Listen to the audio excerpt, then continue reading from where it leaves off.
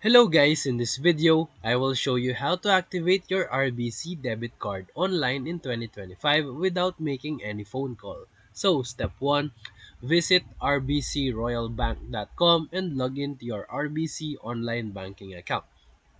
Step 2, on the dashboard, look for the account section and select new debit card or savings account.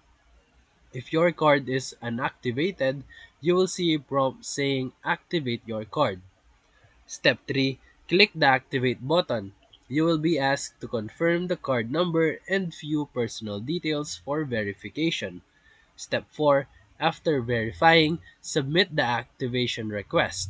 You will get then a confirmation message that your card is now active. Step 5.